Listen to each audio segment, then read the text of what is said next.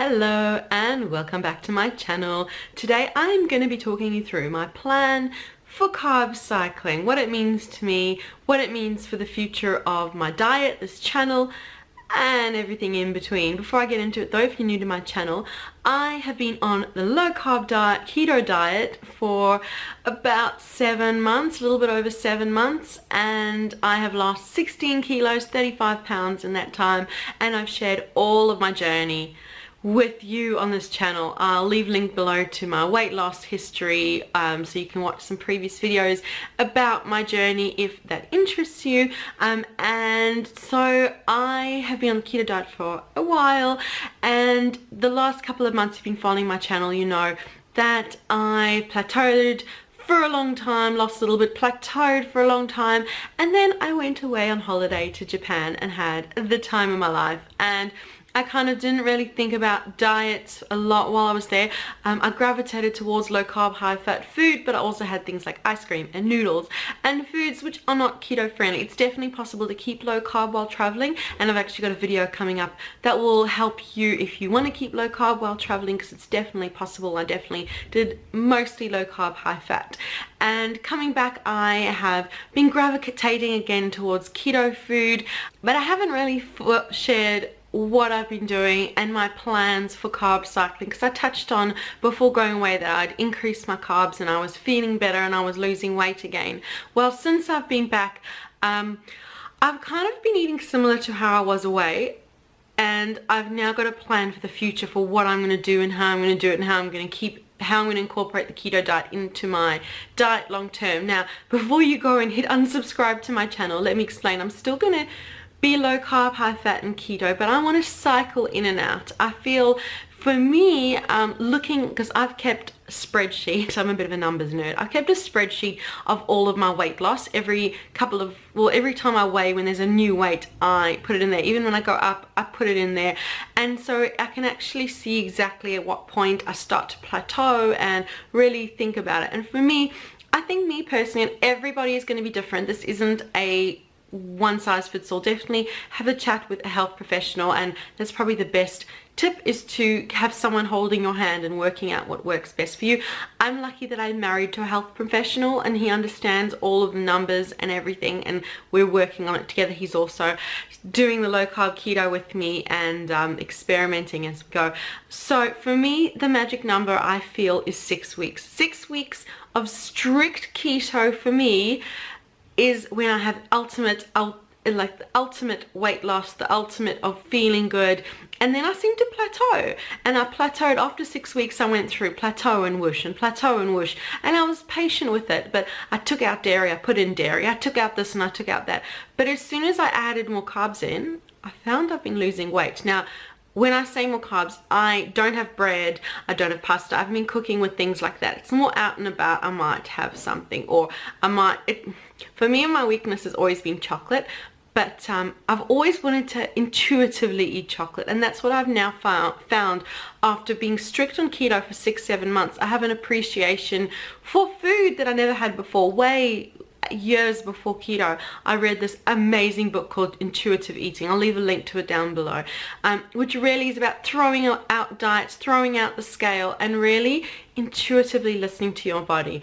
Well, I had been an overeater forever, and I've had so many issues with food that when I tried to intuitively eat, I didn't lose weight, and I still ended up having the same issues I had. But being able to lose the weight I have, I feel I'm in a better place, and I've been able to intuitively eat, which is what I've always wanted. I'm sorry if this video is going all over the place. I'll leave a link down below to a blog post where I'm a little bit more coherent and cohesive with my thoughts and what I'm trying to say, but I've got so many things I wanted to say about it, and I can't even remember what I was up to. Yes, so with the Intuitive Eating book, intuitive eating is what I had always wanted to do. And when I got onto keto and found I was losing weight and feeling good, I was afraid that if I went back to my old way of eating, I would put all the weight back on.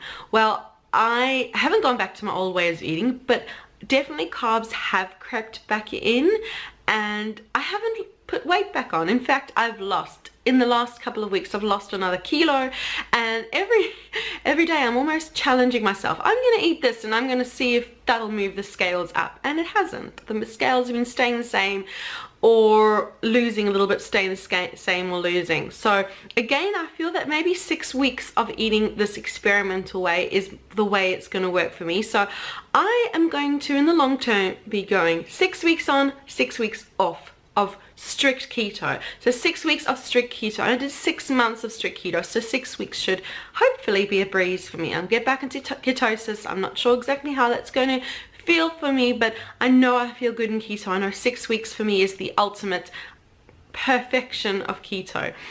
So 6 weeks of keto, and then the other 6 weeks I am going to intuitively eat, because in the long term that's what I want to do, and I am naturally gravitating towards low carb, high fat. My breakfasts look pretty much the same with maybe a little bit more veg.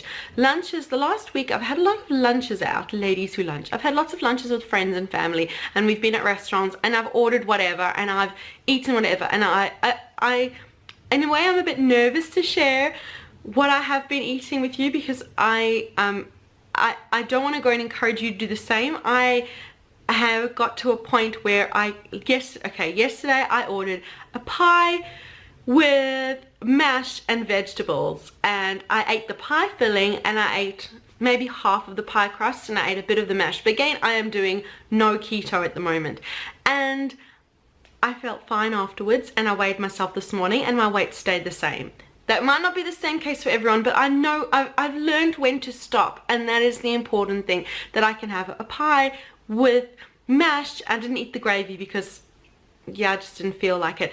I'm just listening to my body. I'm intuitively eating, and that's what I've always wanted, because in the long term, there's always going to be pies, and there's always going to be things around, and I want to know that I can have them and not put the weight back on or not binge on it. When I go grocery shopping, it's so liberating to go grocery shopping and say, I can have that if I want, but you know what, I don't really want to.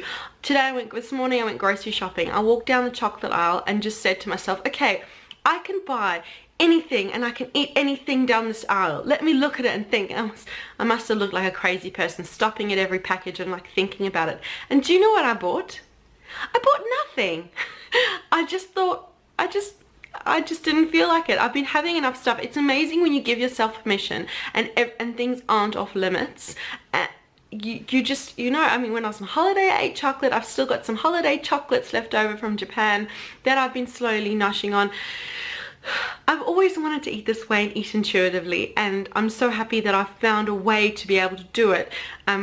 So I'm going to do 6 weeks of intuitive eating and eating what I want to, and then 6 weeks of super strict keto. And how I've worked it out, because you might think, oh, 6 weeks, you'll just set a date, you'll do whatever, it's not going to come, and you're going to do whatever you want to and just keep eating however.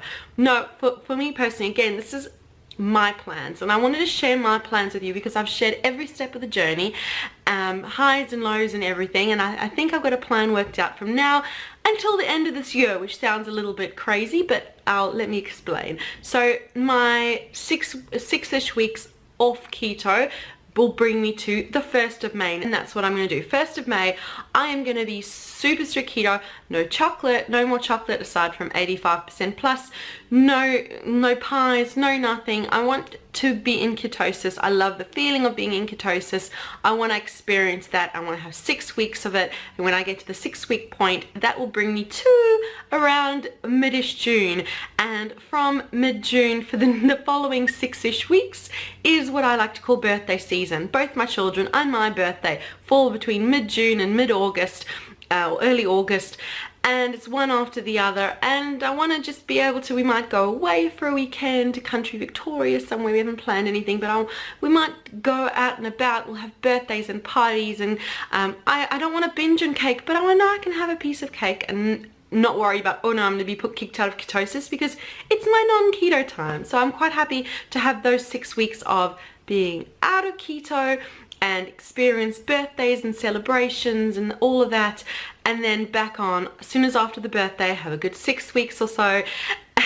I know I'm like doing a whole calendar, but I've worked it out, and that brings us to I've got a family wedding later in the year, so that's another 6 weeks. So when it's around the wedding time, I'm going to relax and just have family meals again, not binge and not worry about it, but do my intuitively eating time. I'll have dates in my diary. I'm going to actually put them in my diary, on keto, off keto, so I know what's happening. And then the end of the year, I haven't really shared this yet, but I am going overseas at the end of the year.